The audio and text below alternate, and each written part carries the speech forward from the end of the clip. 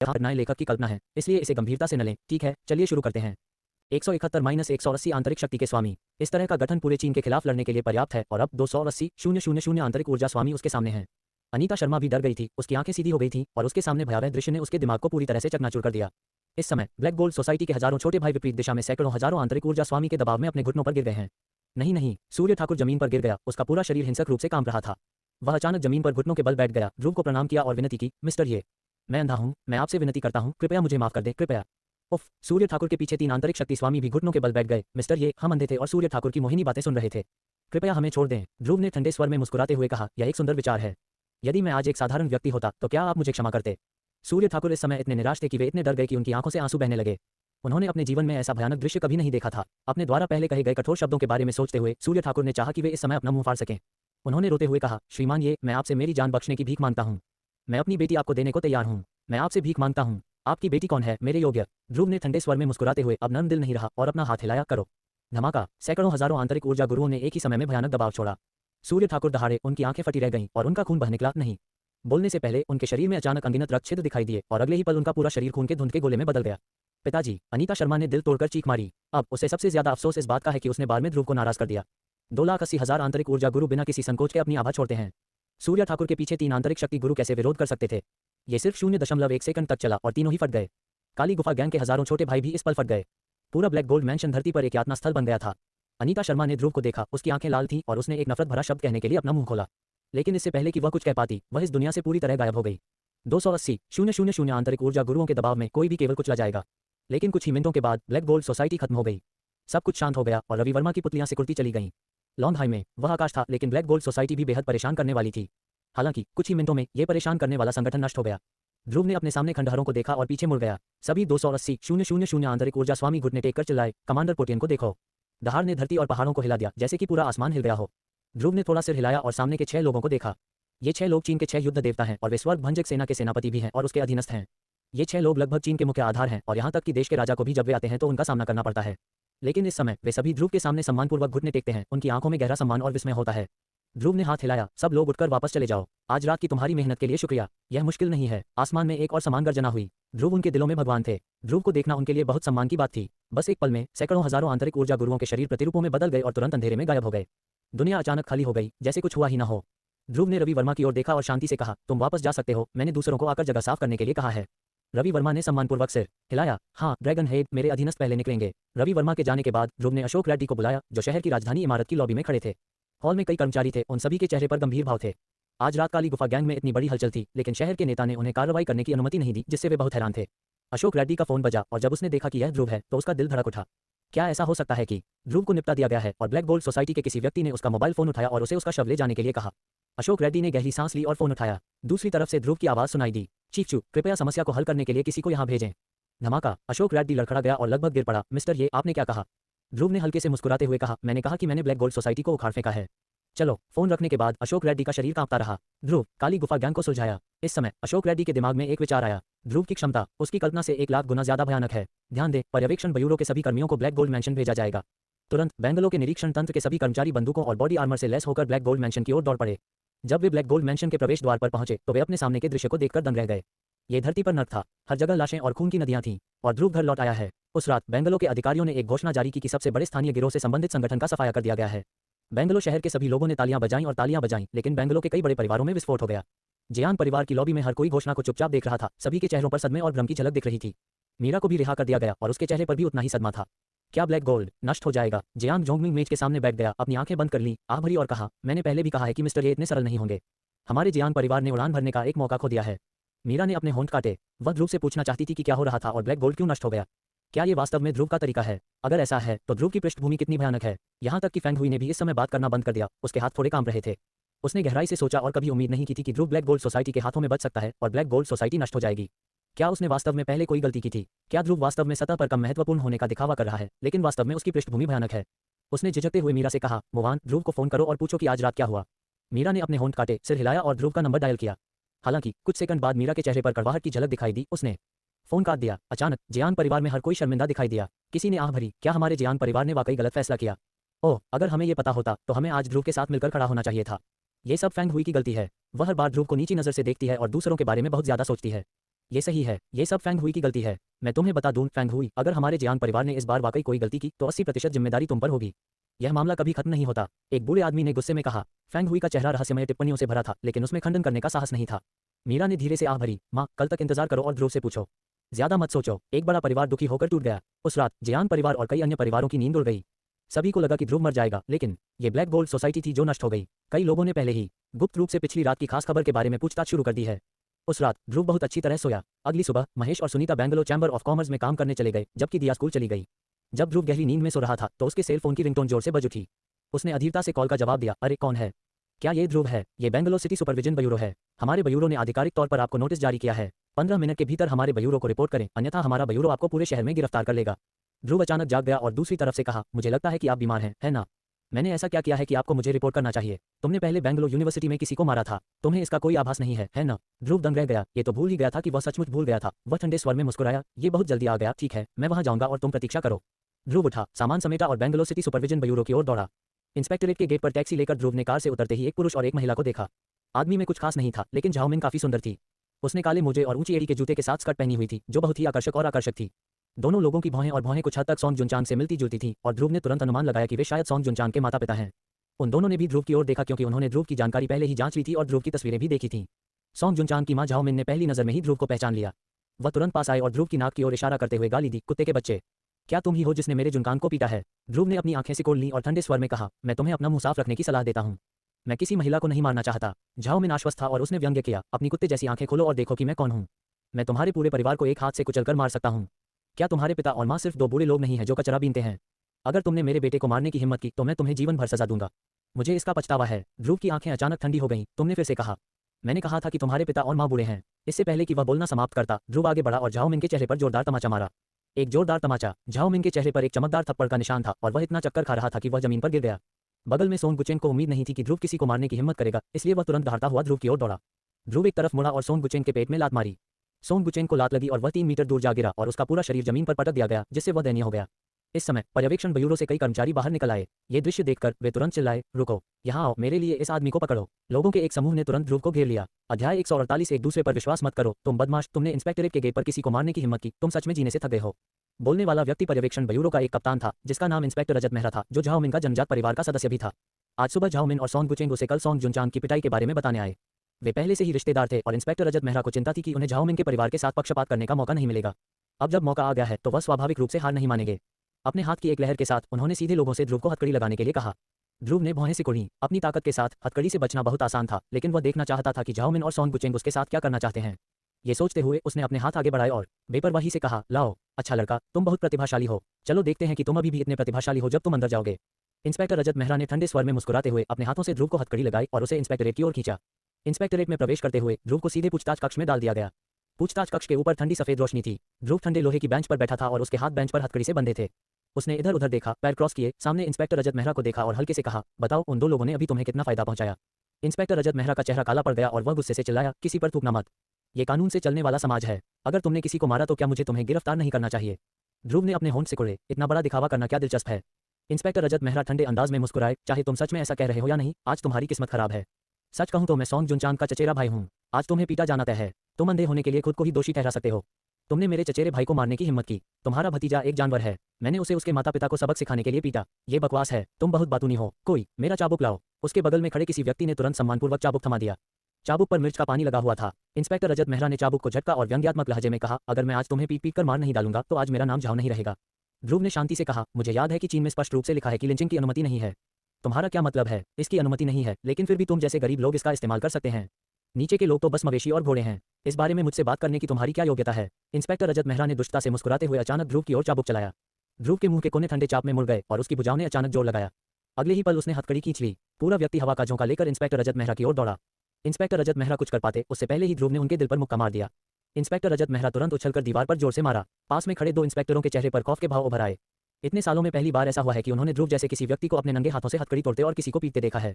जमीन पर पड़े इंस्पेक्टर रजत मेहरा ने अपना दिल ढक लिया और मुंह में खून थूकते हुए कमजोर स्वर में कहा, तुम कमीने, अगर तुमने मुझे मारने की हिम्मत की तो तुम पूरे बेंगलोर सिटी के अधिकारियों के दुश्मन हो। तुम बेंगलोर सिटी के अधिकारियों का प्रतिनिधित्व करने वाले कौन होते हो? ध्रुव ने इंस्पेक्टर रजत मेहरा को ठंडी निगाह से देखा, खड़ा हुआ और बाहर चला गया। इस समय सोंग गुचेंग और झाओ मिन ने दरवाजा खोला और अंदर चले गए। उन्हें लगा कि ध्रुव को पीट पीट कर मार दिया गया है, लेकिन जैसे ही वे अंदर आए उन्होंने ध्रुव को उदास चेहरे के साथ देखा और इंस्पेक्टर रजत मेहरा ने जमीन पर खून की उल्टी की। झाओमिन अचानक डर से चीख पड़े और अवचेतन रूप से पीछे छिपना चाहते थे। ध्रुव का बड़ा हाथ अचानक आगे बढ़ा, झाओमिन का गला पकड़ा, अपनी हथेली उठाई और झाओमिन के चेहरे पर जोरदार तमाचा मारा। ताली ताली ताली। झाओमिन का चेहरा तुरंत सूज गया, पिटाई से उसकी आंखें काली हो गईं और उसे चक्कर आने लगा। ध्रुव ने उसे दूर फेंक दिया और सीधे सॉन्ग गुचेंग की ओर देखा। सॉन्ग गुचेंग डर से कांप उठा और घबरा कर बोला, तुम क्या करना चाहते हो? तुम जो भी नहीं करना चाहते हो, लेकिन मैं तुम्हें ईमानदारी से सलाह देता हूँ, मौत की तलाश मत करो। अगर तुमने मुझे फिर से परेशान करने की हिम्मत की तो मैं गारंटी नहीं दे सकता कि मैं तुम्हारे उस कमीने बेटे को खत्म कर दूंगा। ध्रुव ने बोलना समाप्त करने के बाद पूछताछ कक्ष से बाहर निकल गया।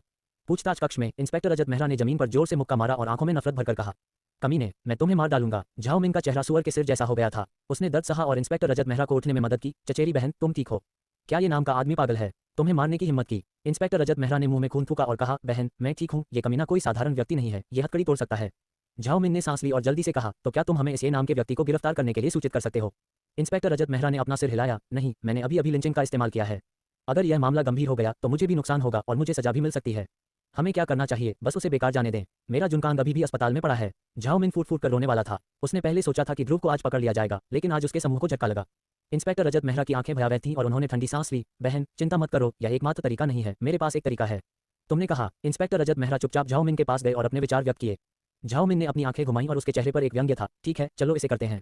इधर ध्रुव ने इंस्पेक्टरेट छोड़ दिया और उसने इस मामले को बिल्कुल भी दिल पर नहीं लिया। अगर यह काम नहीं करता है तो बस अशोक रेड्डी को नमस्ते कहो। सॉन्ग गुचेंग और झाओमिन के लिए वे उसकी आंखों में दो मक्खियों की तरह हैं।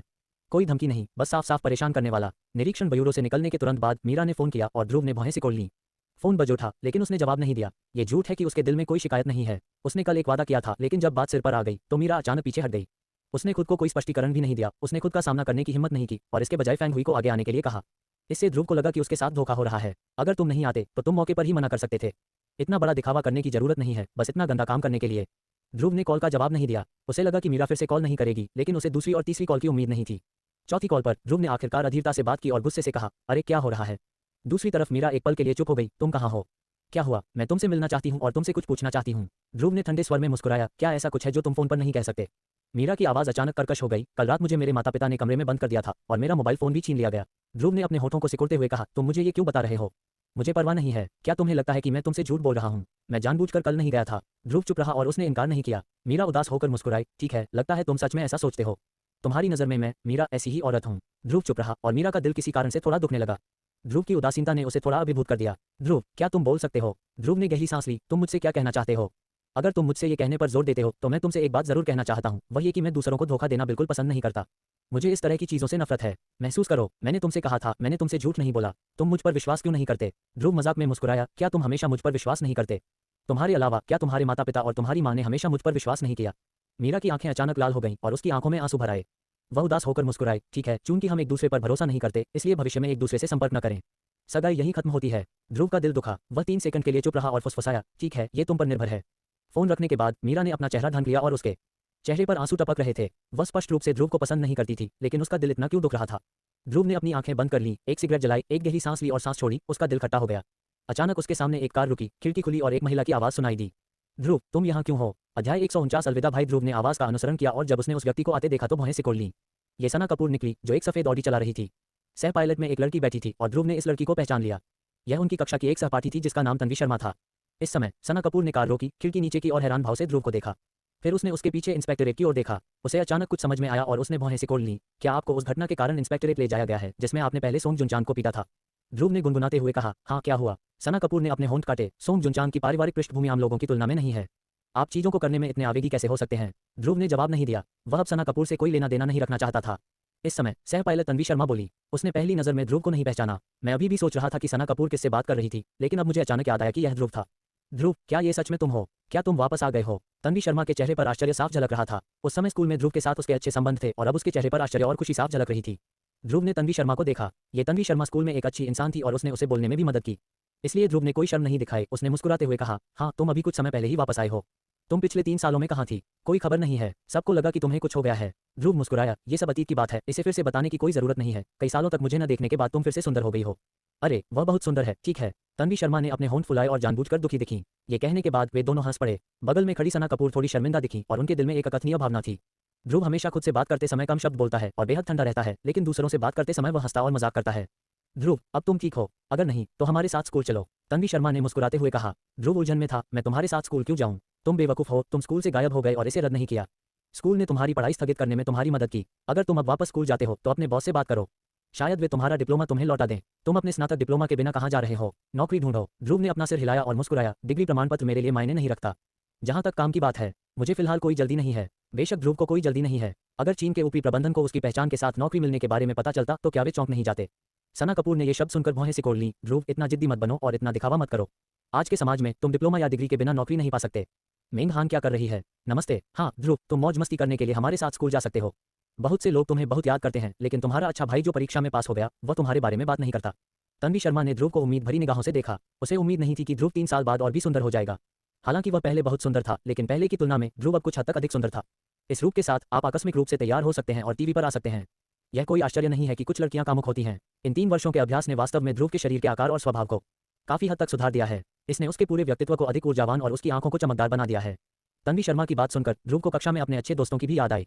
फिर उसने सिर हिलाया। ठीक है, फिर मैं स्कूल जाकर देखूंगा। कार में बैठने के बाद ध्रुव पीछे की सीट पर बैठ गया और कुछ नहीं बोला।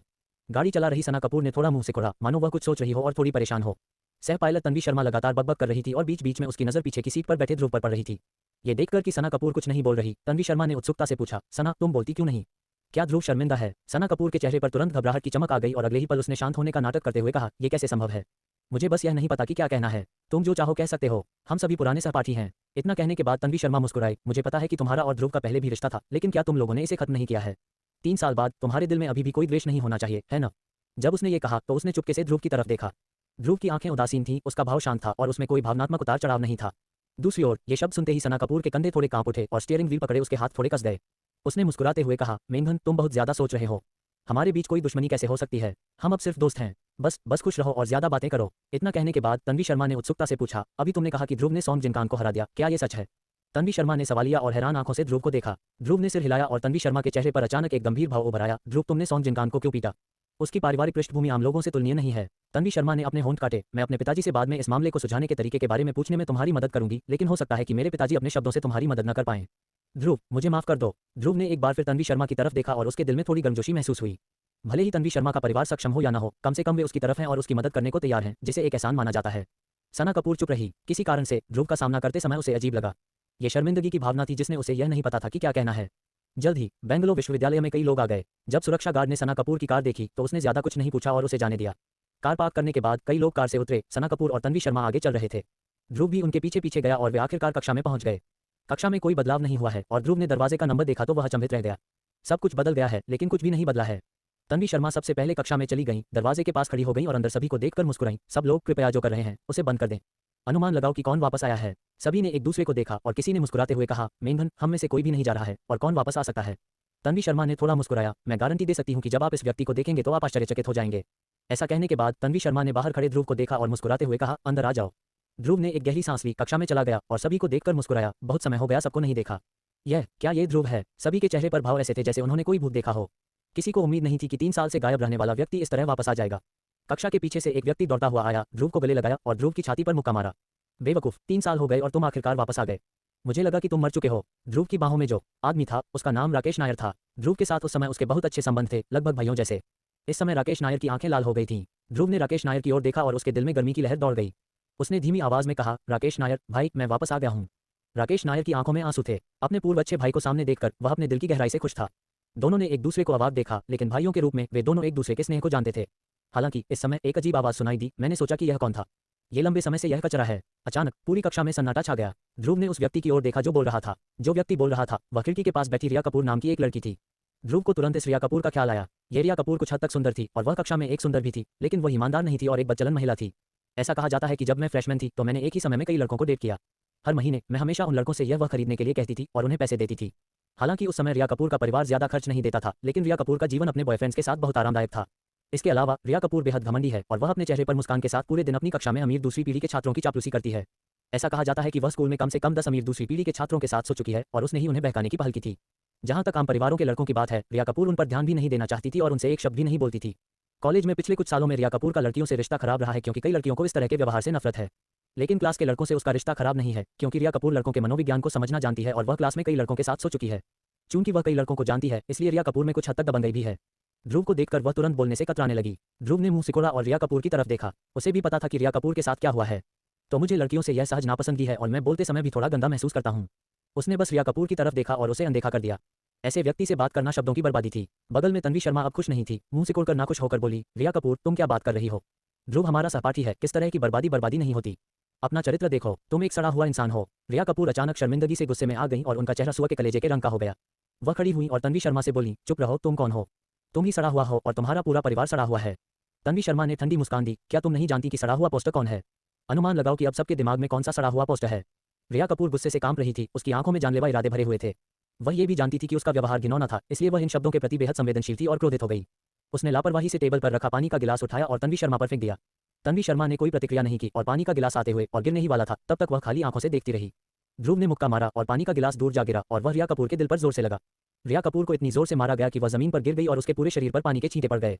ध्रुव कमीने, मैं तुमसे लड़ूंगी। रिया कपूर गुस्से से पागल हो गई थी, उसकी आंखों में आग लग गई थी और वह दौड़कर उसके पास जाने ही वाली थी। किसी ने रिया कपूर को पकड़ लिया ताकि वह आगे ना आ सके। इस समय ध्रुव ने कक्षा में सभी के चेहरों पर नजर डाली और अपनी आंखें सिकोड़ लीं। एक नजर में ही वह बता सकता था कि कौन लोग उससे नाखुश थे और कौन लोग उसे वापस पाकर खुश थे। इस क्लास में ज्यादातर लोग खुद से नाखुश हैं, खास तौर पर लड़के, क्योंकि ध्रुव और सना कपूर साथ थे इसलिए कई लोग उससे जलते थे। इसके अलावा उस समय ध्रुव का परिवार गरीब था, लेकिन उसका पढ़ाई में प्रदर्शन अच्छा था और वह सुंदर था। इस वजह से क्लास के कुछ लड़के उससे नफरत करने लगे। आज भी कई साल बाद यही स्थिति है। ध्रुव ने इन लोगों की शक्ल को अनदेखा कर दिया। ये लोग अब उसके बराबर नहीं थे। अध्याय 150 आदित्य मल्होत्रा को हराया। जो लड़का अंदर आया वह दीपक शेट्टी था। ध्रुव ने दीपक शेट्टी को देखा तो उसके चेहरे पर अचानक मुस्कान आ गई। हाउ जी, क्यों तुम मुझे नहीं पहचानते? दीपक शेट्टी का चेहरा थोड़ा सख्त हो गया और उसने मुस्कुराते हुए कहा, तुम पिछले 3 सालों में कहाँ थे? अगर तुम अपना शरीर जीवित या अमृत नहीं देखते तो हम सभी को लगता था कि तुम्हारे साथ कुछ हुआ है और हम चले गए।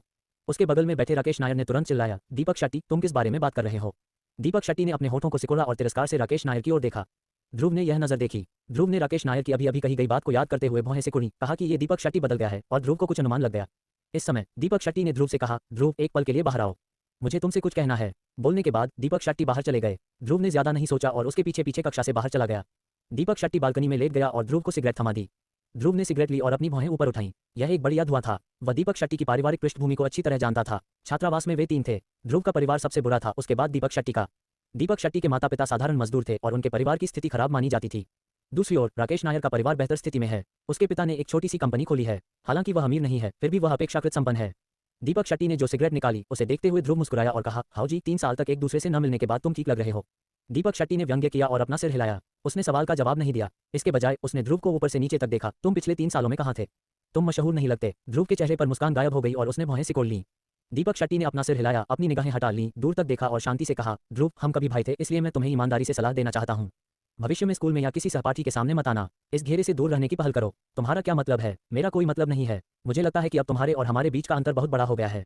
इसके अलावा कृपया भविष्य में मुझे हाउजी मत कहना। सिगरेट होल्डर पकड़े ध्रुव का हाथ रुक गया। उसने बस दीपक शेट्टी को देखा, एक पल के लिए चुप रहा और कहा, दीपक शेट्टी, राकेश नायर ने मुझे अभी बताया कि तुम बदल गए हो। मुझे अभी भी यकीन नहीं हो रहा है। लगता है अब तुम वाकई बदल गए हो। मैं वाकई बदल गया हूँ। अगर मैं नहीं बदला तो मैं अपनी बाकी जिंदगी में सिर्फ एक गरीब आदमी ही रहूंगा। हमारे पहले के अच्छे संबंधों की खातिर मैं तुम्हें सलाह देना चाहूंगा। अगर हमारे पहले के संबंध खराब होते तो मैं तुम्हारी तरफ देखता भी नहीं। बेहतर होगा कि तुम जल्द से जल्द चले जाओ। बात, मुझे क्यों चले जाना चाहिए? अगर तुम नहीं गए तो हमारी क्लास की दूसरी पीढ़ी के अमीर लोग आएंगे और तुम्हारे साथ बुरा समय बिताएंगे। मैं अब उनका अनुसरण करूंगा। ध्रुव मुस्कुराया, तुम उनके साथ घूमते हो? मुझे वास्तव में इसकी उम्मीद नहीं थी। मुझे याद है कि हम तीनों को हमेशा दूसरी पीढ़ी के अमीर लोग तंग करते थे।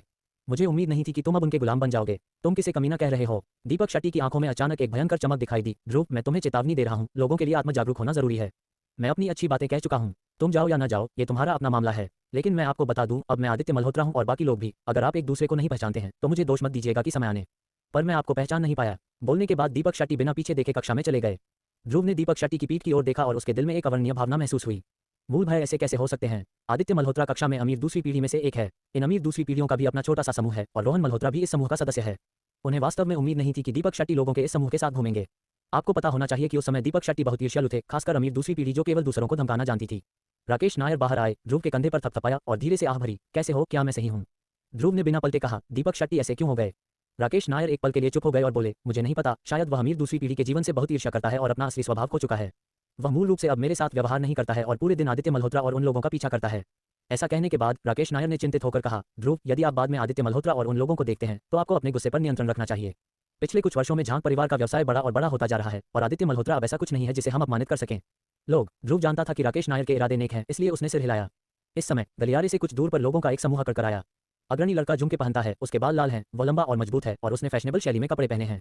पहली नज़र में तो वह किसी अमीर आदमी जैसा लगता है। यह आदित्य मल्होत्रा है। आदित्य मल्होत्रा और बाकी लोग इस तरफ बढ़े और तेजी से ध्रुव के पास पहुंचे। कई लोगों ने ध्रुव को पहली नज़र में नहीं पहचाना। आदित्य मल्होत्रा थोड़ा चौंके और अगले ही पल उन्होंने आश्चर्य से कहा, ध्रुव। ध्रुव ने आदित्य मल्होत्रा की तरफ हल्के से देखा, उससे बिल्कुल भी बात नहीं करना चाहता था। ध्रुव की आंखों से आदित्य मल्होत्रा उत्तेजित हो गया और उसने व्यंग्यात्मक ढंग से हंसते हुए कहा, मेरा सरनेम ये है तो तुम मरे नहीं हो। हम सभी को लगा कि तुम बहुत पहले ही पुनर्जन्म ले चुके हो। 3 साल से एक दूसरे को न देखने के बाद भी तुम कायरतापूर्ण व्यवहार क्यों कर रहे हो?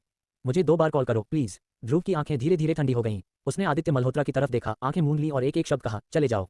एक शब्द से पूरा गलियारा अचानक शांत हो गया और क्लास में मौजूद सभी लोग ये देखकर बाहर चले गए कि कुछ ठीक नहीं चल रहा है। आदित्य मल्होत्रा इन शब्दों से भ्रमित हो गया। वह 3 सेकंड तक मुंह खोले ध्रुव को देखता रहा। अगले ही पल अचानक उसकी आंखें दुष्टता से भर गईं। तुमने अभी क्या कहा? ये देखकर कि कुछ ठीक नहीं चल रहा है, राकेश नायर जल्दी से ध्रुव और आदित्य मल्होत्रा के बीच में खड़ा हो गया और आदित्य मल्होत्रा के चेहरे पर एक चापलूसी भरी मुस्कान के साथ बोला, भाई चुप, ध्रुव ने अभी जो कहा वह तुम्हारे लिए नहीं था। वह मेरे साथ मजाक कर रहा था। बुरा मत मानना। तुम कौन हो? मैंने तुमसे बात करने के लिए कहा था। बाहर निकलो। आदित्य मल्होत्रा ने डांटा और राकेश नायर का चेहरा लाल और सफेद हो गया। वह बहुत गुस्से में था, लेकिन वह आदित्य मल्होत्रा को बिल्कुल भी नाराज नहीं कर सकता था। उसके पिता के आदेश का एक हिस्सा आदित्य मल्होत्रा परिवार द्वारा दान किया गया था। अगर उसने आदित्य मल्होत्रा को नाराज किया तो वह खत्म हो जाएगा। लेकिन वह ध्रुव को व्यर्थ में परेशान होते नहीं देख सकता था, इसलिए उसने अपने दांत पीसते हुए कड़वी मुस्कान के साथ कहा, भाई चुप, नाराज मत हो, मैं ध्रुव को अभी ले जाऊंगा। ये कहने के बाद उसने ध्रुव को खींच लिया और जाने वाला था, लेकिन ध्रुव बिल्कुल भी नहीं हिला और आदित्य मल्होत्रा को शांति से देखता रहा। चलो ध्रुव चलो। राकेश नायर गर्म बर्तन पर चींटी की तरह बेचैन था, उसके चेहरे पर ठंडा पसीना था। आदित्य मल्होत्रा ने ठंडी मुस्कान के साथ कहा, लगता है कि ये नाम के इस व्यक्ति को मुझसे कोई परेशानी है। ध्रुव, लगता है कि 3 साल तक मुझसे न मिलने के बाद तुम ज्यादा काबिल हो गए हो। चलो उसे कुछ बोलो। इस समय सना कपूर अचानक दौड़कर आई। वह ध्रुव के सामने खड़ी हो गई, आदित्य मल्होत्रा को घूरते हुए बोली, आदित्य मल्होत्रा, ज्यादा दूर मत जाओ। हम सब सहपाठी हैं, तुम इतने आक्रामक क्यों हो? आदित्य मल्होत्रा दंग रह गया, उसका हाव भाव थोड़ा अजीब हो गया और उसने व्यंग्य किया, सना कपूर, आप रोहन मल्होत्रा की गर्लफ्रेंड हैं और आप इस ये एक नाम के आदमी के पक्ष में खड़ी हैं। क्या आप सही कह रही हैं? मैं उसकी गर्लफ्रेंड हूँ, इसलिए मैं अपने सहपाठियों के लिए नहीं बोल सकती। क्या तुम्हें पता है कि तुम दूसरों को धमका रहे हो? अगर मैंने उसे धमकाया तो क्या हुआ? आदित्य मल्होत्रा ने तिरस्कारपूर्वक मुस्कुराया और आसपास के कुछ गुंडे कार्रवाई करने के लिए दौड़ पड़े। इस समय तन्वी शर्मा भी दौड़ी और चिल्लाई, रुको। कई लोग फिर से रुक गए और इस बार आदित्य मल्होत्रा का चेहरा थोड़ा बदसूरत हो गया। हालांकि सना कपूर और तन्वी शर्मा का परिवार अमीर नहीं है, फिर भी वे अमीर हैं। इसके अलावा उनके माता पिता लॉन्ग हाई में अच्छी तरह से जुड़े हुए व्यक्ति थे और वे कई लोगों को जानते थे। हालांकि आदित्य मल्होत्रा का अपना परिवार अमीर है, लेकिन वह मूर्ख नहीं है और इन दोनों लोगों को मौत के घाट उतारना नहीं चाहता। ध्रुव के लिए खड़ी 2 महिलाओं को देखकर आदित्य मल्होत्रा का चेहरा उदास और डरावना था। वह वास्तव में कार्रवाई करने के लिए थोड़ा अनिच्छुक था। तन्वी शर्मा ने अपने दांत पीसते हुए गुस्से से कहा, आदित्य मल्होत्रा, ध्रुव हमारा सहपाठी है, क्या तुम्हें इतनी दूर जाना है? मैं तुम्हें उसे धमकाने नहीं दूंगी। अगर तुम उसे धमकाओगे तो मैं तुमसे लड़ूंगी। आदित्य मल्होत्रा ने ठंडे स्वर में मुस्कुराते हुए कहा, हाँ, अगर तुम दोनों उसे रोक रहे हो तो मैं वास्तव में उसका कुछ नहीं कर सकता, तुम दोनों कमाल के हो। ऐसा कहने के बाद उसने ध्रुव की ओर देखा और व्यंग्यात्मक रूप से कहा, बस तुम कचरा हो, तुम चाहते हो कि कोई महिला तुम्हारे लिए खड़ी हो। अगर मैं तुम होते तो मैं तुम्हें मार डालता। तुम जानवर से भी बदतर हो। बोलने के बाद झांग चुई ने ध्रुव के कपड़ों पर थूक दिया। उसका चेहरा घृणा और घृणा से भरा हुआ था। ध्रुव को देख रहे गलियारे में कुछ लोगों की आंखें भी बदल गईं। उन्होंने मूल रूप से सोचा था कि 3 साल तक एक दूसरे को न देखने के बाद कुछ बदलाव आएगा। हालांकि वह केवल महिलाओं के पीछे छिपता है, एक काय की तरह, और कई लोग उसे अपने दिल की गहराई से देखते हैं। दीपक शेट्टी ने किनारे से ठंडे स्वर में कहा, ध्रुव, अगर तुम्हें सच्चाई पता है तो यहाँ से चले जाओ और भविष्य में हमारे सामने मत आना। सना कपूर ने ध्रुव की ओर देखा, धीरे से आह भरी और कहा, ध्रुव तुम पहले जाओ, जल्दी जाओ। गलियारे में न केवल उनकी कक्षा बल्कि कई कक्षाओं के लोग इस समय देख रहे थे। लोगों का एक समूह मस्ती देखने के इरादे से किनारे पर बात कर रहा था। देखो, ये ध्रुव है जो 3 साल से गायब है। उसे पहले हमेशा धमकाया जाता था, अब भी उसे क्यों धमकाया जा रहा है? बेचारे लोग नफरत करते होंगे। मैं बहुत डरपोक हूँ और मेरे पास महिलाओं के पीछे छिपने के अलावा कोई विकल्प नहीं है। ये बेकार है। अगर मैं उसकी जगह होता तो मैं जमीन में एक दरार ढूंढता और अंदर घुस जाता। यह एक मजाक की तरह है और यह शर्मनाक नहीं होगा। चर्चा शुरू हुई और आदित्य मल्होत्रा हंसते हुए बोले, हाँ, क्या तुमने सुना? ये सिर्फ मैं ही नहीं हूँ जो तुम्हें नीचा देखता है, हर कोई तुम्हें नीची नजर से देखता है। तुम इतने बेकार क्यों हो? किसी ने नहीं देखा कि इस समय ध्रुव की आंखें बदल गई थीं। उसने अचानक पूछा, क्या कहा तुमने? मैंने कहा तुम इतने बेकार क्यों हो? उसके बोलने से पहले ही एक जोरदार तमाचा लगा। ध्रुव ने आदित्य मल्होत्रा के चेहरे पर सीधा तमाचा जड़ दिया। आदित्य मल्होत्रा का शरीर कई मीटर दूर जाकर जमीन पर जोर से गिरा। उसके चेहरे पर तमाचे का एक बड़ा निशान था। फुसफुसाहट। पूरा गलियारा अचानक एकदम शांत हो गया और हर कोई इस दृश्य को देखकर हैरान रह गया। इस ध्रुव ने आदित्य मल्होत्रा को पीटा। कोई चिल्लाया, ध्रुव, तुम पागल हो क्या? सना कपूर का चेहरा पीला पड़ गया। उसने भी आदित्य मल्होत्रा को ज्यादा नाराज करने की हिम्मत नहीं की और न ही रोहन मल्होत्रा ने, लेकिन ध्रुव ने आदित्य मल्होत्रा को पीटा। राकेश नायर इतना डर गया कि उसकी सांस फूल गई और वह कांप उठा। ध्रुव, जल्दी से निकल जाओ। आदित्य मल्होत्रा के स्कूल में कई भाई हैं। अगर तुम नहीं गए तो तुम खत्म हो जाओगे। ध्रुव ने कुछ भी नहीं सुना और अपने हाथों को पीठ के पीछे करके शांति से सब कुछ देख रहा था। दीपक शेट्टी और रिया कपूर की सांस फूल गई। बिना सोचे समझे वे आदित्य मल्होत्रा के पास पहुंचे और आदित्य मल्होत्रा को बड़ी मेहनत से उठाया। दीपक शेट्टी ने चेहरे पर चिंता के भाव के साथ कहा, आचार्य जोशी, क्या तुम ठीक हो? रिया कपूर भी जानबूझकर बहुत चिंतित दिखीं और बोली, भाई आदित्य मल्होत्रा, तुम कैसे हो? क्या तुम चाहते हो कि मैं तुम्हें अस्पताल ले जाऊं? आदित्य मल्होत्रा को उठाया गया। उसकी नाक पर चोट लगी हुई थी और चेहरा सूजा हुआ था और उसका आधा चेहरा सुअ के सिर जितना सूजा हुआ था। उसने अपने मुंह से खून का झाग थूका। ध्रुव को कड़वाहट से देखा और बेहद ठंडी आवाज में कहा, ध्रुव, क्या तुमने मुझे मारने की हिम्मत की? तुम्हें मारने में क्या बुराई है? ध्रुव ने शांति से कहा, अच्छा अच्छा अच्छा। आदित्य मल्होत्रा ने अपने मुंह के कोने से खून पोंछा और बेहद भयावह स्वर में कहा, ध्रुव, मैं आदित्य मल्होत्रा कसम खाता हूं कि मैं तुम्हें अपंग नहीं होने दूंगा। मेरा उपनाम झांग नहीं है। भयावह आवाज ने उसके आसपास के सभी लोगों को कांपने पर मजबूर कर दिया। वे जानते थे कि आदित्य मल्होत्रा इसके लिए सक्षम है। आदित्य मल्होत्रा का परिवार रियल एस्टेट के कारोबार में है और उनके पिता अपने शुरुआती वर्षों में एक गैंगस्टर थे। बाद में उन्होंने अपना नाम साफ कर लिया और एक रियल एस्टेट अर्थवर्कर बन गए। जो कोई भी रियल एस्टेट अर्थवर्क कर सकता है वह एक निर्दयी स्थानीय व्यक्ति है। किसी की जान को जोखिम में डालना बहुत सामान्य बात है। अब आदित्य मल्होत्रा के शब्द निश्चित रूप से शेखी बघारने वाले नहीं हैं। सना कपूर का दिल घाटी की तह तक डूब गया। ध्रुव मरने वाला था। हालांकि ध्रुव ने इस समय आदित्य मल्होत्रा को मजाक में देखा, अपने कान खोदे और कहा, तुमने कहा था कि तुम मुझे नष्ट करना चाहते हो। आदित्य मल्होत्रा ने दुष्टता से मुस्कुराते हुए कहा, मैं तुम्हें फिर से मार डालूंगा। अच्छा, लगता है तुम मौत की तलाश में हो। ध्रुव ने कंधे उचकाए, अपने पैर उठाए और आंखों में भयंकर चमक लिए आदित्य मल्होत्रा की ओर चल पड़ा।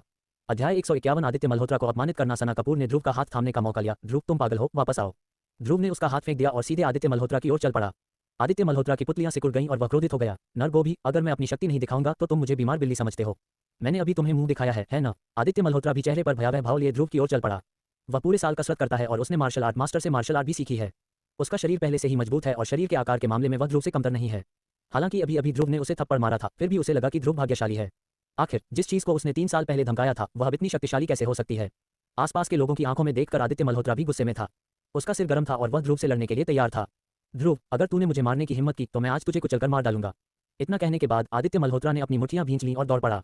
आदित्य मल्होत्रा की मुट्ठी से वाकई बहुत तेज आवाज निकली। राकेश नायर पीछे से चिल्लाया, ध्रुव दूर हो जा। आदित्य मल्होत्रा ने मार्शल आर्ट की प्रैक्टिस की है, तो उसका कोई मुकाबला नहीं कर सकता। यहाँ तक कि सना कपूर ने भी अपने होंठ काटे। उसका चेहरा घबराहट से भरा हुआ था। हालांकि ध्रुव ने नहीं छुपाया। उसने लापरवाही से अपनी हथेली को बढ़ाया जैसे कि कुछ खा पी रहा हो और सीधे आदित्य मल्होत्रा की मुट्ठी से जा टकराया। आदित्य मल्होत्रा का आकार और जड़ता आम लोगों के लिए इस मौके को रोकना असंभव बना देती है। ये देखकर कि ध्रुव ने इसे लेने के लिए अपना हाथ आगे बढ़ाने की हिम्मत की, वह तुरंत ठंडी मुस्कान के साथ मुस्कुराया और अचानक अपने हाथ की ताकत बढ़ा दी। धमाका, उसकी मुट्ठी और ध्रुव की हथेली आपस में टकरा गई। आदित्य मल्होत्रा का शरीर रुक गया और फिर उसके चेहरे पर आश्चर्य का भाव आया। ध्रुव को उड़ा देने का अपेक्षित दृश्य नहीं आया। उसने सिर उठाया और ध्रुव की ओर देखा। ध्रुव निश्चल था, उसकी आंखें गहरी झील की तरह गहरी थीं। आदित्य मल्होत्रा ने अपने हाथों की ताकत बढ़ा दी जैसे कि उसे विश्वास ही न हो। हालांकि ध्रुव निश्चल रहा, उसके चेहरे पर एक चंचल मुस्कान थी। आदित्य मल्होत्रा अचानक क्रोधित हो गया और उसने अपनी दूसरी मुट्ठी ध्रुव के चेहरे की ओर घुमाई। ध्रुव ने अभी भी बस अपनी हथेली को आगे बढ़ाया और आदित्य मल्होत्रा की मुट्ठी को भींच दिया। हर कोई दंग रह गया। राकेश नायर ने अपनी आंखों में अविश्वसनीय भाव के साथ पीछे से जोर से निगल लिया। मुझे खास तौर पर याद है कि 3 साल पहले ध्रुव अपने गरीब परिवार के कारण बहुत कम खाता था और बहुत दुबला पतला था। इसलिए उसे अक्सर अपनी कक्षा में अमीर दूसरी पीढ़ी के लोगों द्वारा तंग किया जाता था। लेकिन ध्रुव ने कभी समझौता नहीं किया। भले ही वह कमजोर था और इन मजबूत दूसरी पीढ़ी के अमीर लोगों का सामना नहीं कर सकता था, लेकिन उसने हार मानने से इनकार कर दिया और हर बार इन दूसरी पीढ़ी के अमीर लोगों से लड़ने की पूरी कोशिश की। हर बार ध्रुव विफल हो गया और हर बार ध्रुव को चोट लगी। राकेश नायर ने अवचेतन रूप से सोचा कि ध्रुव 3 साल पहले की तरह इस बार भी आदित्य मल्होत्रा का मुकाबला नहीं कर पाएगा। हालांकि उसके सामने का दृश्य उसे बहुत हैरान कर गया और सना कपूर का चेहरा भी सदमे से भर गया। ध्रुव वास्तव में आदित्य मल्होत्रा को रोक सकता था। जब सभी हैरान थे तो ध्रुव के चेहरे पर एक अजीब सी मुस्कान आ गई। क्या तुम्हारे पास और कोई चाल है? आदित्य मल्होत्रा क्रोधित हो गया और दहाड़ते हुए बोला, कमीने, इतना घमंडी मत बनो। ये कहते हुए उसने चुपके से एक सांस ली और ध्रुव की जांघ पर जोरदार लात मारी। ध्रुव ठंडी मुस्कान के साथ मुस्कुराया। वह पहले ही आदित्य मल्होत्रा की चालों को समझ चुका था। जब आदित्य मल्होत्रा उसके पैरों से बाहर निकला तो उसने अचानक आदित्य मल्होत्रा को अपने सामने खींच लिया। आदित्य मल्होत्रा तुरंत ही असंतुलित हो गया और कुत्ते की तरह जमीन पर गिर पड़ा। बात खत्म होने से पहले ही ध्रुव ने आदित्य मल्होत्रा के कंधे पर लात मारी और आदित्य मल्होत्रा को ऊपर की ओर झुका दिया। आदित्य मल्होत्रा का शरीर सीधा हवा में उड़ गया और ध्रुव ने बिजली की तरह आदित्य मल्होत्रा की छाती पर लात मारी। आदित्य मल्होत्रा की उर्वशी अचानक 4-5 बार चकनाचूर हो गई और उसने मुंह में खून भरकर बाहर फेंका, जिससे उसके पीछे खड़े छात्रों का समूह स्तब्ध रह गया। ध्रुव से सभी डर गए। क्या ये किसी फिल्म में मार्शल आर्ट का सीन नहीं है? ध्रुव इतना शक्तिशाली कैसे हो सकता है? आदित्य मल्होत्रा जमीन पर गिर पड़ा। उसके चेहरे पर घबराहट के भाव थे। ध्रुव, तुम। ध्रुव चुप रहा, कदम दर कदम उसकी ओर बढ़ा, उसकी छाती पर पैर रखा। आदित्य मल्होत्रा को विनम्रता से देखा और उदासीनता से कहा, इतना बेकार मत बनो। उठो और फिर से लड़ो। आदित्य मल्होत्रा इतने गुस्से में थे कि उन्होंने मुंह से खून थूक दिया। उन्होंने अपनी मुट्ठी जमीन पर पटकी और चेहरे पर एक क्रूर भाव के साथ चिल्लाए, ध्रुव, मैं तुमसे लड़ूंगा। मेरे साथ लड़ोगे? क्या तुम इसके लायक हो? ध्रुव ने मजाक में मुस्कुराते हुए अपने बड़े हाथ से आदित्य मल्होत्रा की गले की हड्डी पकड़ी और उसके चेहरे पर जोरदार तमाचा मारा। ताली ताली ताली। गलियारे में तीखी आवाजों की एक श्रृंखला स्पष्ट रूप से सुनाई दी और जल्द ही आदित्य मल्होत्रा का चेहरा इतना पीटा गया कि वह सुअर के सिर जैसा दिखने लगा, जिससे उसे पहचानना मुश्किल हो गया। मुंह के कोनों से लार टपक रही थी, नाक टूटी हुई थी और जबड़ा उखड़ गया था। यह चेहरा पहले से ही अमानवीय था। ध्रुव ने अपना सिर हिलाया, इतना अपराजय। आसपास खड़े लोगों को यह वाक्य सुनकर खून की उल्टी होने लगी। तुम्हारी मार कौन झेल सकता है? आदित्य मल्होत्रा को तब तक पीटा गया जब तक वह बेहोश नहीं हो गया। उसने ध्रुव का नाम लिया, लेकिन उसका शरीर कांपता रहा। ध्रुव ने एक हाथ से आदित्य मल्होत्रा का गला पकड़ा और उसे उठाकर उदासीनता से कहा, जो थूक तुमने अभी थूका है उसे पोंछ दो। आदित्य मल्होत्रा का पूरा शरीर कांप उठा और अनिच्छा से अपनी आंखें खोलीं। ध्रुव का बुरा लेकिन बेहद डरावना चेहरा सामने आया। आदित्य मल्होत्रा कांप उठा, मैं पोंछ दूंगा, मुझे मत मारो, तुम पहले पोंछ दो। आदित्य मल्होत्रा इतना डर गया कि लगभग रो पड़ा। कांपते हुए उसने जेब में रखा टिश्यू उठाया और ध्रुव के कपड़ों पर लगा थूक सावधानी से पोंछ दिया। पोंछने के बाद ध्रुव ने मजाक में मुस्कुराते हुए कहा, ये कागज खा लो।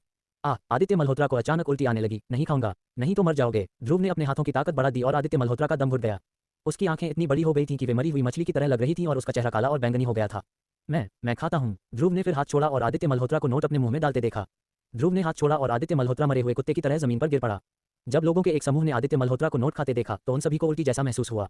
सना कपूर स्तब्ध रह गई। उसे बिल्कुल भी अंदाजा नहीं था कि ध्रुव इस समय न सिर्फ काय नहीं था बल्कि उसने आदित्य मल्होत्रा को हरा दिया था। ध्रुव की पीठ को देखते हुए वह थोड़ी चकित महसूस कर रही थी। पिछले 3 सालों में ध्रुव वाकई बदल गया था। ध्रुव ने उदासीनता से इधर उधर देखा और उसकी नजर आदित्य मल्होत्रा के गुंडों पर पड़ी। गुंडे डर से कांप उठे और बिना पीछे देखे भाग गए। ध्रुव ने पलटकर राकेश नायर की तरफ देखा। दोनों ने थोड़ा सिर हिलाया और कुछ नहीं कहा, लेकिन वे एक दूसरे के विचारों को समझ गए। ध्रुव ने फिर से तन्वी शर्मा की ओर देखा और तन्वी शर्मा के चेहरे पर एक मासूम और प्यारी मुस्कान थी। ध्रुव, तुम अब इतने शक्तिशाली क्यों हो? मैं तुम्हारी पूजा करने जा रही हूँ। ये कहने के बाद उसने जमीन पर आदित्य मल्होत्रा को देखा और नाक सिकोड़ते हुए कहा, आदित्य मल्होत्रा एक कमीना है। वह पिटाई का हकदार है। जब जमीन पर आदित्य मल्होत्रा ने यह सुना तो वह इसे और सहन नहीं कर सका और गुस्से से बेहोश हो गया। ध्रुव मुस्कुराया। तन्वी शर्मा काफी दिलचस्प थी, लेकिन उसे हमेशा लगता था कि तन्वी शर्मा जिस तरह से उसे देखती थी वह सही नहीं था।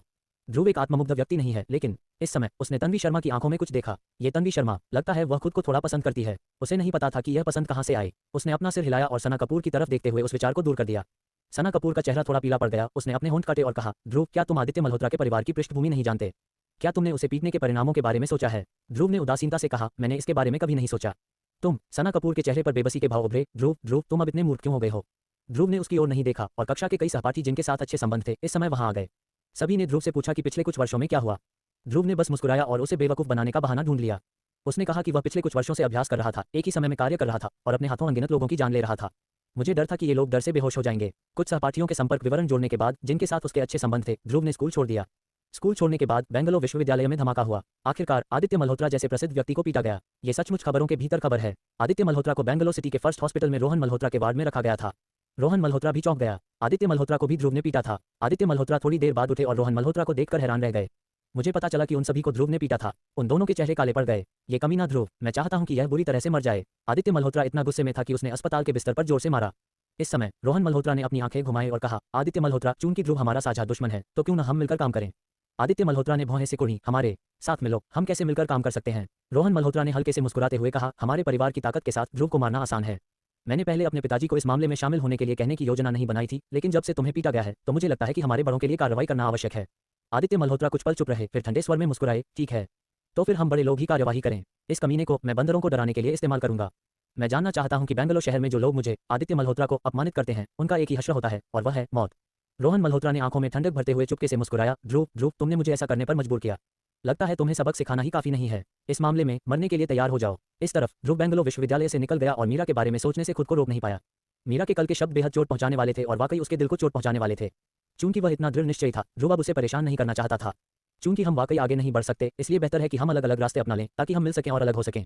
अचानक मोबाइल की घंटी बजी। फोन करने वाले का नंबर देखकर वह भौंचक्का रह गया। यह महिला उसे क्यों बुला रही थी? कुछ देर चुप रहने के बाद ध्रुव ने जवाब दिया, अरे क्या चल रहा है? स्नेहा अरोड़ा की साफ हंसी दूसरी तरफ से सुनाई दी, यह आसान नहीं है।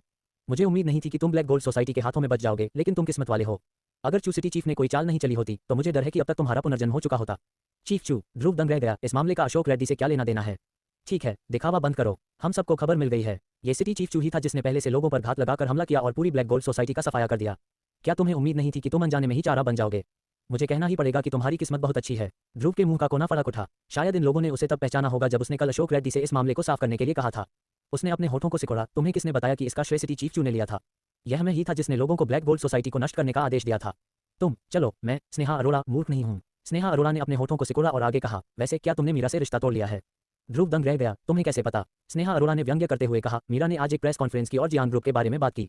उसने ये भी कहा कि तुम्हारे साथ उसकी सगाई पूरी तरह से खत्म हो गई है। तुम दोनों का अब एक दूसरे से कोई लेना देना नहीं है। ध्रुव का दिल जोर से धड़क रहा था। मीरा, क्या तुम गंभीर हो? उसने एक गहरी सांस ली, खुद पर हंसा और कहा, फिर क्या? फिर मैं तुम्हें कुछ खबर भी बता सकती हूँ। आज रात एक पार्टी है। बेंगलोर के उच्च वर्ग के सभी धनी परिवार इसमें शामिल होने आएंगे और मीरा भी आएगी।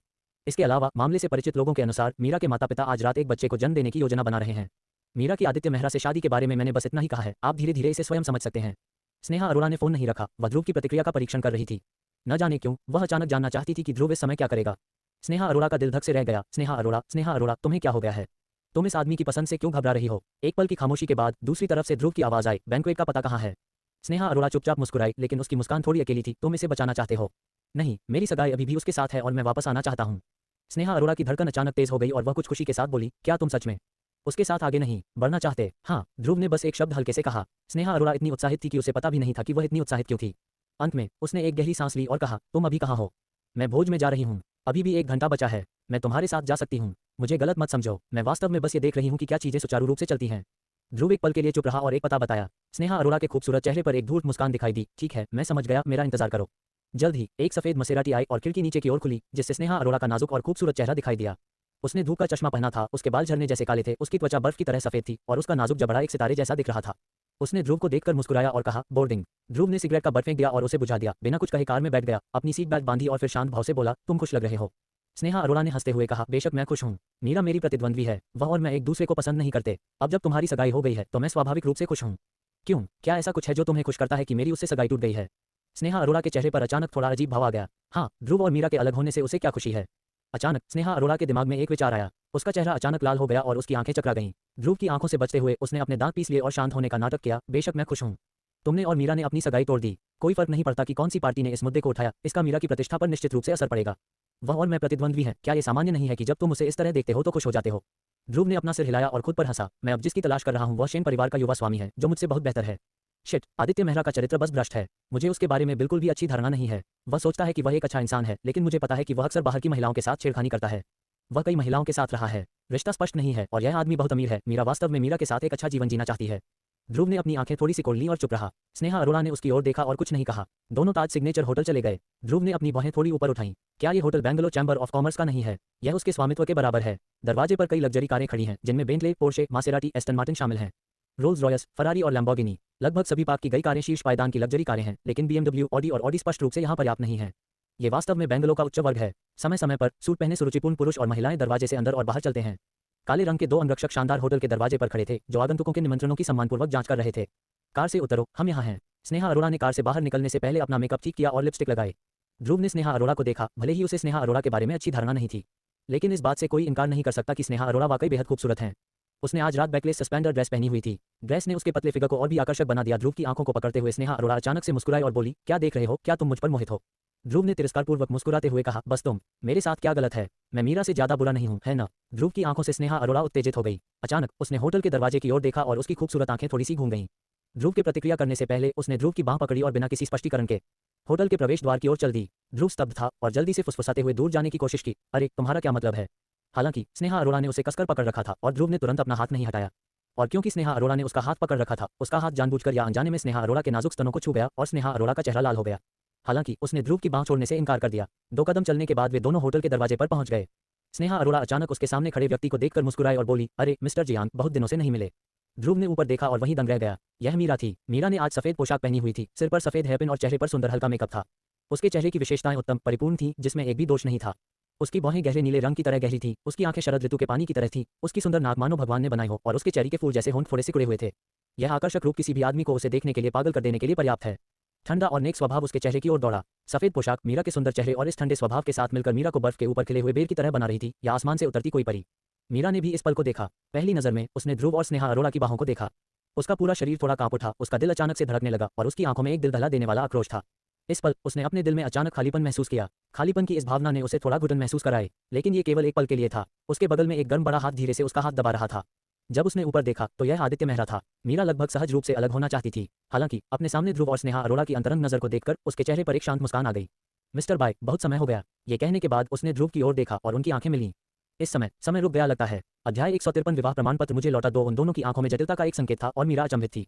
मेरे सामने वह दृश्य, जिसमें वह आदमी अपनी पत्नी को चंचल मुस्कान के साथ पुकार रहा था, अभी भी मेरे मन में जीवंत है। लेकिन कुछ ही दिनों में वह किसी दूसरी महिला के इतना करीब हो गया।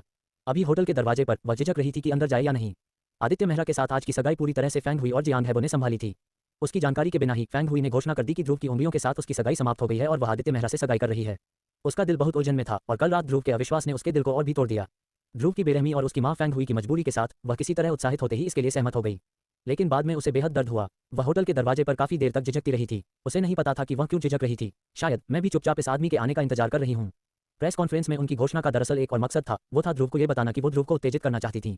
कभी कभी महिलाओं का मनोविज्ञान बहुत अजीब होता है। मीरा भी एक महिला है। कभी कभी उनकी भी मानसिकता अजीब होती थी। वो बस ध्रुव को उत्तेजित करना चाहती थी। वो ध्रुव को तकलीफ और पछतावा देना चाहती थी। अपने दिल की गहराइयों में वो चुपके से उम्मीद करती थी कि ध्रुव उन्हें ढूंढने आएगा। मीरा को इस बात का एहसास भी नहीं था कि ध्रुव की परछाई उनके दिल पर गहराई से अंकित हो चुकी थी। लेकिन उन्हें उम्मीद नहीं थी, उन्हें वाकई उम्मीद नहीं थी कि ध्रुव और स्नेहा अरोड़ा के बीच अंतरंगता होगी। अचानक मीरा को एक जोकर जैसा महसूस हुआ। शायद तब मुझे बाकी सभी की तरह होना चाहिए था। उन्होंने सार्वजनिक रूप से सगाई तोड़ दी, खुद को ध्रुव के संपर्क में आने का कोई मौका नहीं दिया। शायद मुझे पहले ही दया नहीं दिखानी चाहिए थी। ध्रुव के भावहीन चेहरे को देखते हुए मीरा आखिरकार खुद पर हंस पड़ी। मुझे उम्मीद नहीं थी कि पलक झपकते ही तुम्हें एक नया प्यार मिल जाएगा। ध्रुव एक पल के लिए चुप रहा, आदित्य मेहरा और मीरा के हाथों को देखा और धीमी आवाज में कहा, क्या तुम दोनों एक जैसे नहीं हो? खैर, एक दूसरे से मिलना और साथ में अच्छा समय बिताना एक तरह की किस्मत है।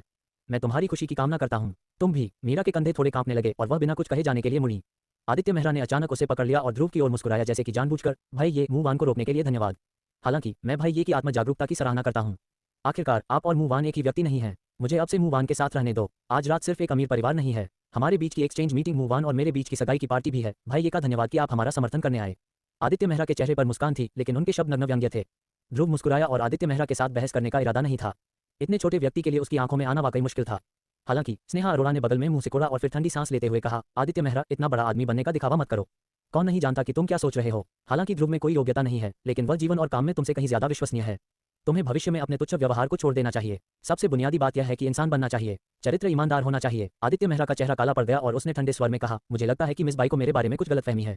मैं आदित्य मेहरा एक ईमानदार व्यक्ति हूँ और मैं ईमानदारी से व्यवहार करता हूँ। स्नेहा अरोड़ा ने तिरस्कार से कहा, क्या मजाक है। क्या तुम चाहते हो कि मैं मीरा को तुम्हारे शानदार कामों के बारे में बताऊं। आदित्य मेहरा के हाव भाव अचानक बदल गए। क्या ऐसा हो सकता है कि स्नेहा अरोड़ा को उसके बाहरी महिलाओं के साथ संबंधों के बारे में पता हो। यह असंभव है। जाहिर है मैं इसे बहुत गहराई से छिपाता हूँ। जहां तक गोद ली गई निकिता शर्मा की बात है, तो वह उससे कभी सार्वजनिक रूप से नहीं मिलेगा। स्नेहा अरोड़ा को यह कैसे पता चल सकता है। आदित्य मेहरा के हाव भाव एक पल के लिए उग्र हो गए, फिर सामान्य हो गए और मीरा की ओर देखकर मुस्कुराए, मूव ऑन चलो। ऐसा लगता है कि मिस बाई हम दोनों के प्रति बहुत पूर्वाग्रही हैं। मीरा ने सिर हिलाया और बिना कुछ कहे होटल में चली गईं। आदित्य मेहरा ने अपना सिर घुमाया और ध्रुव को एक भयावह मुस्कान के साथ देखा। उसका चेहरा उपहास से भरा हुआ था। भाई ये कृपया भविष्य में मूव ऑन को परेशान करना बंद करें। आपको एक इंसान के रूप में समझदार होना चाहिए। ये कहने के बाद आदित्य मेहरा ने शरारती ढंग से मुस्कुराया और मीरा के साथ चलने लगा। उसके पीछे स्नेहा अरोड़ा ने अपने चांदी के दांत पीसते हुए नाराजगी से भरे चेहरे के साथ कहा, मुझे इस तरह के खलनायक से नफरत है जो सबसे ज्यादा सफल होता है, ये जानवर आदित्य मेहरा। ये कहने के बाद उसने ध्रुव को देखा। उसकी खूबसूरत आंखें बह रही थीं। जैसा कि कहावत है, मेरे दुश्मन का दुश्मन मेरा दोस्त है। अगर आदित्य मेहरा तुम्हारे साथ नहीं निपटता है तो वह मेरे साथ भी नहीं निपटेगा, इसलिए ऐसा लगता है कि हम एक ही मोर्चे पर हैं। ध्रुव ने उसकी ओर देखा और कहा, क्या तुम्हारा आदित्य मेहरा से कोई झगड़ा हुआ है। स्नेहा अरोड़ा ने ठंडे स्वर में कहा, आदित्य मेहरा काम करने में बेईमान है। उसने एक बार मेरी बाई फैमिली से पीठ पीछे 2 ऑर्डर चुरा लिए थे। उसे लगता है कि मैं नहीं जानती। इसके अलावा मैं आदित्य मेहरा से पहले 2 महिलाओं के साथ मिली थी। हमने साथ में एक घर किराए पर लिया। ऐसा व्यक्ति अच्छा इंसान कैसे हो सकता है। ध्रुव ने स्नेहा अरोड़ा को देखा और मुस्कुराया। स्नेहा अरोड़ा ने उसकी ओर आंखें घुमाई, तुम क्यों हंस रहे हो। मैं हंसता हूँ। मैंने कभी नहीं सोचा था कि हम साथ खड़े होकर चीख से बात कर सकते हैं। स्नेहा अरोड़ा शर्मा गई, अपने होठों को सिकुड़ते हुए बोली, मैंने इसके बारे में नहीं सोचा है, लेकिन आप मुख्य रूप से इसलिए हैं क्योंकि आपके पास कोई योग्यता नहीं है, कोई पैसा नहीं है और कोई शक्ति नहीं है, और आप बहुत गरीब हैं। यदि आप अमीर और शक्तिशाली होते तो शायद मैं वास्तव में सगाई नहीं तोड़ता। ध्रुव अबाक रह गया। क्या आप सिर्फ एक मानक घमंडी नहीं है। क्या मैं घमंडी हूँ। मेरे बाई परिवार की संपत्ति इतनी बड़ी है और मैं स्नेहा अरोड़ा इतनी उत्कृष्ट हूँ। आप मुझे अपने पति के रूप में एक भिखारी खोजने के लिए कहते हैं। क्या आपको लगता है कि मैं इसे स्वीकार करूंगी। ईमानदारी से कहूँ तो मैंने शुरुआत में आपको नीचा देखा था। तो क्या अब आप मेरे बारे में बहुत अच्छा सोचते हैं। अब आप क्या सोचते हैं। स्नेहा अरोड़ा की आंखें घूम गईं। ध्रुव ने स्नेहा अरोड़ा को देखा और कुछ नहीं कहा। स्नेहा अरोड़ा के हाथ से अलग हो गया और अपने आप होटल में चला गया। स्नेहा अरोड़ा ने पीछे से गुस्से में अपने पैर पटकते हुए कहा, अरे क्या तुम मेरा इंतजार नहीं कर सकते। तुम एक भेड़िया दिल वाले हो, लेकिन मेरी चाची ने अभी तुम्हारे साथ एक नाटक किया है। ध्रुव की पीठ को देखते हुए स्नेहा अरोड़ा अचानक खुद पर हंस पड़ी। वह बेवकूफ नहीं थी। वह पहले ध्रुव को नीची नजर से देखती थी, लेकिन इस दौरान बाई योहुआ की सलाह और ध्रुव के चिकित्सकीय कौशल ने उसे धीरे धीरे यह महसूस कराना शुरू कर दिया कि ध्रुव उतना सरल नहीं है जितना वह दिखता है। स्नेहा अरोड़ा की आंखों में चालाकी की झलक दिखाई दी। मीरा, मीरा जो तुम्हें हमेशा मेरे खिलाफ जाने पर मजबूर करती है, तो ध्रुव का इस्तेमाल करके तुम्हें उत्तेजित करने के लिए मुझे दोष मत दो, बस इंतजार करो। होटल के बैंक्वेट हॉल में बहुत से लोग आए थे। सभी सुंदर पुरुष और सुंदर महिलाएं, आलीशान और फैशनेबल कपड़े पहने हुए। बहुत से लोग शैंपेन पकड़े हुए, चेहरों पर मुस्कान लिए घूम रहे थे और पुरुष और महिलाएं दोनों ही दीप्तिमान दिख रहे थे। ध्रुव और स्नेहा अरोड़ा बैंक्वेट हॉल में चले गए। स्नेहा अरोड़ा ने ध्रुव से कहा, पहले तुम्हें अपने लिए कोई जगह ढूंढनी चाहिए। वहाँ मेरे कुछ दोस्त हैं, चलो वहाँ जाकर देखते हैं। ध्रुव ने कुछ नहीं कहा और बैठने के लिए एक सीट ढूंढ ली। मूल रूप से वह मीरा से विवाह प्रमाण पत्र मांगना चाहता था और फिर चला जाना चाहता था, लेकिन चूंकि आज रात मीरा और आदित्य मेहरा की सगाई की पार्टी थी, इसलिए वह आते ही चली गई और थोड़ी दोषी लग रही थी। क्यों न बस यहाँ एक नजर डालें और देखें कि आज रात जब इन दोनों की सगाई होगी तो दृश्य कैसा होगा। एक कोने में बैठे ध्रुव ने अपना वाइन ग्लास उठाया और पीते हुए एक ग्लास वाइन डाली। कई और लोग बैंक्वेट हॉल में चले गए। ध्रुव ने भौहें सिकोड़ी। वे जियांग परिवार, मीरा के माता पिता और उसके चाचा के परिवार के लोगों का एक समूह थे। लेकिन मैंने जियांग जोंगमिंग को नहीं देखा। ध्रुव समझ गया कि जियांग जोंगमिंग उसके पक्ष में होना चाहिए, लेकिन पूरा जियांग परिवार अब सामूहिक रूप से जियांग जोंगमिंग का विरोध कर रहा है, और भले ही वह परिवार का मुखिया है, लेकिन वह इतना मजबूत नहीं है। जियांग हाओ अंदर चला गया और चारों ओर स्कैन किया, तुरंत ध्रुव को देखा और फिर इस तरफ इशारा किया। इस इशारे के साथ फैंग हुई और जियांग हाइबो ने भी इस ओर देखा। फैंग हुई का मूल रूप से मुस्कुराता हुआ चेहरा तुरंत जम गया और फिर उसने उसे नीचे खींच लिया। उसका चेहरा भयानक रूप से उदास दिख रहा था। वह सीधे इस ओर चली गई, ध्रुव के पास आई, ध्रुव की ओर इशारा किया और गुस्से से कहा, हाँ तुम्हें यहाँ आने के लिए किसने कहा। जल्दी से चले जाओ, तुम बहुत बदकिस्मत हो। ध्रुव ने भौहें सिकोड़ी। मूल रूप से वह मीरा की वजह से फैंग हुई से अधिक विनम्र हो सकता था। अब जब वे दोनों इस बिंदु पर पहुंच गए हैं तो विनम्र होने की कोई आवश्यकता नहीं है। ध्रुव ने ठंडे स्वर में कहा, मेरे यहाँ बैठने का तुमसे क्या लेना देना है। क्या ये तुम्हारे जियांग परिवार का घर है। फैंग हुई एक पल के लिए स्तब्ध रह गई, फिर अगले ही पल सख्त लहजे में बोली, अरे तुम छोटे कमीने, क्या तुम अपना आपा खो चुके हो। क्या तुम वापस बात करने की हिम्मत करोगे। मैं 3 सेकंड तक गिनता हूँ, यहाँ से तुरंत निकल जाओ। ध्रुव ने अपनी पलकें भी नहीं उठाई और फैंग हुई की बातों को नजरअंदाज कर दिया। फैंग हुई का चेहरा अचानक लाल हो गया और उसकी आंखें मरी हुई मछली की तरह चौड़ी हो गईं। बगल में जियांग हाओ बोला और उसने फैंग हुई से कहा, दूसरी चाची, इस बर्बादी की चिंता मत करो। वह कोई लहर नहीं बना सकता। इसके बजाय जब वह आता है तो वह एक जोकर की तरह दिखता है। वह चाहे तो यहाँ रह सकता है। ये वैसे भी शर्मनाक है। वह इस समय जियान हाओ के चेहरे पर एक व्यंग्यात्मक भाव था और वह बेहद खुश था कि मीरा और आदित्य मेहरा की आज रात सगाई हो गई। हालांकि वह मीरा के साथ व्यवहार नहीं करता, लेकिन आदित्य मेहरा के साथ उसके अच्छे संबंध हैं और वह आदित्य मेहरा का नौकर भी है। आदित्य मेहरा के मीरा से शादी करने के बाद शेन परिवार और जियान परिवार अनिवार्य रूप से एकजुट हो जाएगा और आदित्य मेहरा अनिवार्य रूप से जियान समूह के शेयरों को नियंत्रित करेगा। तब तक मेरे पास एक अच्छा जीवन होगा और मुझे अब मीरा का चेहरा नहीं देखना पड़ेगा। इसलिए जियान हाओ किसी और से ज्यादा आदित्य मेहरा और मीरा को साथ देखना चाहता है। ध्रुव ने अपने सामने खड़े लोगों की तरफ देखा और ठंडी मुस्कान के साथ कहा, तुम बहुत ही दुष्ट व्यक्ति हो। मुझे तुम्हारे जियान परिवार को बचाना ही नहीं चाहिए था। हाँ, तुम कौन हो? तुम हमारे जियान परिवार को बचाने के बारे में बकवास करने की हिम्मत कैसे कर रहे हो? ऐसा नहीं है कि मेरे म्यूवान को तुम पर दया आती है और वह तुमसे सगाई नहीं तोड़ता। तुम इन दिनों इतनी समृद्ध जिंदगी कैसे जी सकते हो और अपने माता पिता के साथ कचरा उठाने वापस कैसे जा सकते हो? फैंग हुई के शब्द बेहद कठोर थे और उसकी तेज आवाज ने तुरंत कई लोगों का ध्यान आकर्षित किया। मीरा, जो कुछ ही दूरी पर थी, ने भी ये देखा, भौहें सिकुड़ी और चली गई। माँ, क्या बात है? जब फैंग हुई ने मीरा को देखा तो वह तुरंत मुस्कुराई और बोली, बेटी कुछ भी गलत नहीं है। बस ये नाम का ये लड़का एक कुत्ते की तरह यहाँ आया था। मुझे तुम्हारे और चेनेगुआ के बीच की अच्छी चीजों को बर्बाद करने का डर नहीं है। मीरा ने ध्रुव को जटिल आंखों से देखा और एक पल की चुप्पी के बाद उसने कहा, माँ, उसे अकेला छोड़ दो। अगर वह बैठना चाहता है तो उसे यहाँ बैठने दो। ध्रुव ने मीरा को चुपचाप देखा और अचानक कहा, सुश्री जियांग, अब जब हमारे बीच सब खत्म हो गया है तो कृपया मुझे मूल विवाह प्रमाण पत्र वापस कर दें। मीरा का शरीर अचानक से जम गया और वह बस ध्रुव को देखती रही। उसकी आंखें धीरे धीरे लाल हो रही थीं। अध्याय 154 स्नेहा अरोड़ा का परिवर्तन। उसके बगल में बैठी फैंग हुई ने तिरस्कार के साथ कहा, क्या ये सिर्फ फटा हुआ कागज का टुकड़ा नहीं है? क्या यह उसके होने या न होने जैसा ही नहीं है? बस इसे तुम्हें दे दो। ध्रुव ने फैंग हुई की तरफ नहीं देखा, बस मीरा की तरफ देखा। मीरा ने अपनी आंखें बंद कर ली और अपनी आंखों में से धुंध हटा ली। जब उसने फिर से अपनी आंखें खोली तो उसकी आंखें ठंडी हो गईं। विवाह प्रमाण पत्र घर पर है। मैं इसे बाहर नहीं लाया। मैं इसे आज रात आपके पास लाऊंगा। ठीक है, धन्यवाद मिस जियांग। ध्रुव के चेहरे पर एक शांत मुस्कान दिखाई दी जो मीरा को बहुत चमकदार लग रही थी। आसपास पदचिह्न थे और अगले ही पल एक सुगंधित हवा बह रही थी। स्नेहा अरोड़ा ध्रुव के पास चली गई, अपने सामने जियान परिवार के सदस्यों के समूह को देखा और मुस्कुराते हुए बोली, अरे मुझे क्या लगा कि वह कौन था? जियान परिवार का क्या मतलब है? कुछ लोगों को ज्यादा डराना। स्नेहा अरोड़ा की उपस्थिति ने फैंग हुई और अन्य लोगों के हाव भाव को थोड़ा बदल दिया। कोई बात नहीं, बाई परिवार की ताकत अब जियान परिवार से ज्यादा है, इसलिए वे स्नेहा अरोड़ा से लड़ने की हिम्मत नहीं करते। जियान हाओ थोड़ा नाखुश हुआ और गुस्से से बोला, मिस बाई, ये हमारा व्यवसाय है, इससे आपका क्या लेना देना है? क्या आपको कुत्ते की तरह अपना काम नहीं आता? स्नेहा अरोड़ा ने जियान हाओ को देखा, ठंडी मुस्कान के साथ कहा, जियान हाओ, अपना बेवकूफ मुंह बंद करो, तुम मुझसे इस तरह बात करने के कौन पात्र हो? इसके अलावा किसने कहा कि यह तुम्हारा व्यवसाय है? अब ध्रुव मैं हूँ, बाई परिवार का रक्षक, ध्रुव का व्यवसाय मेरा व्यवसाय है। जियान हाओ का चेहरा अचानक लाल हो गया, लेकिन उसने खंडन करने की हिम्मत नहीं की। कई लोगों के हाव भाव बदल गए। मीरा ने अचानक अपनी बाहें उठाई और कहा, तुमने कहा कि ध्रुव तुम्हारे बाई परिवार का रक्षक है। ये सही है। स्नेहा अरोड़ा ने हल्के से मुस्कुराया, ध्रुव ने तुम्हारे जियान परिवार के बूढ़े आदमी को भी ठीक कर दिया है ना?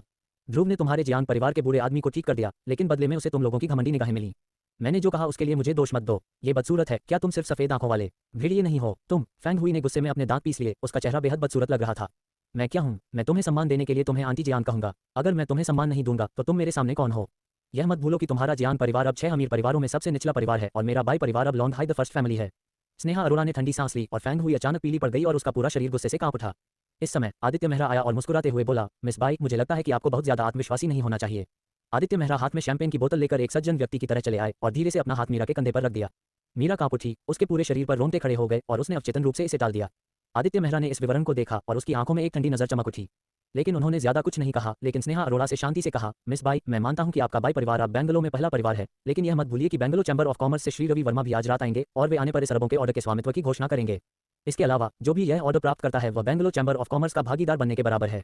यदि ऑर्डर आपके बाई परिवार का नहीं है तो क्या आपका बाई परिवार अभी भी इस पद पर बना रह सकता है?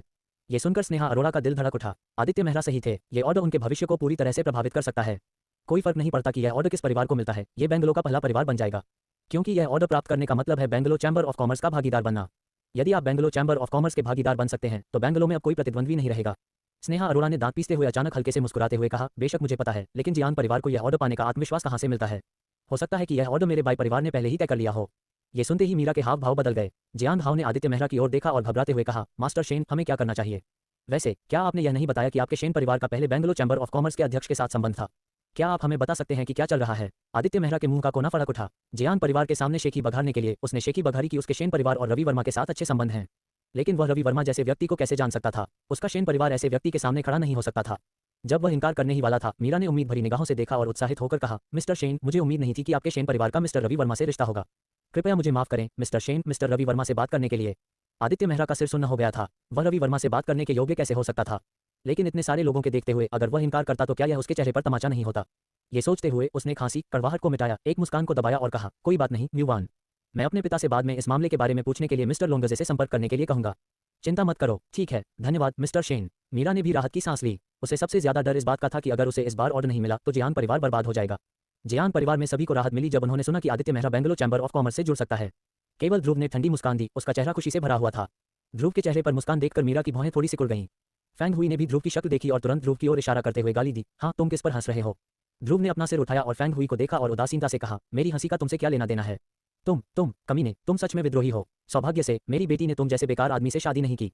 अपने आप को देखो, फिर चेनेगुआ को देखो। मैं बेंगलोर चैम्बर ऑफ कॉमर्स के रवि वर्मा को जानता हूँ। कुछ शब्द अगर तुम बस इतना कह दो तो तुम हमारे जियान परिवार को आदेश दे सकते हो, लेकिन तुम्हारे लिए तुम तो खाने पीने और दिन भर मौत का इंतजार करने का तरीका जानते हो। ध्रुव ने तिरस्कारपूर्वक मुस्कुराया, शेन नाम का यह आदमी कुछ ही शब्दों में तुम सबको बेवकूफ बना सकता है।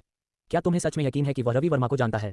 जैसे ही ये शब्द निकले कई लोग दंग रह गए। मीरा ने भौहें सिकुड़ी और मन ही मन सोचा, ये सही है। अगर आदित्य मेहरा वास्तव में एक दूसरे को जानते थे तो शेन परिवार अब तक एक अमीर परिवार होना चाहिए था और अभी भी एक दूसरे दर्जे का परिवार नहीं होना चाहिए। वास्तव में उसे आदित्य मेहरा के बारे में कुछ संदेह भी हैं। ध्रुव की बातों से आदित्य मेहरा का चेहरा लाल और सफेद हो गया। उसने ठंडे अंदाज में मुस्कुराते हुए कहा, भाई ये मुझे पता है कि तुम मुझसे और दूसरों की क्षमताओं से ईर्ष्या करते हो, लेकिन मुझे बदनाम करने की कोई जरूरत नहीं है। मैं आज रात पता लगा लूंगा कि मैं तुम्हें जानता हूं या नहीं। फैंग हुई ने बगल से चापलूसी करते हुए कहा, चेनेगुआ आंटी तुम पर विश्वास करती हैं।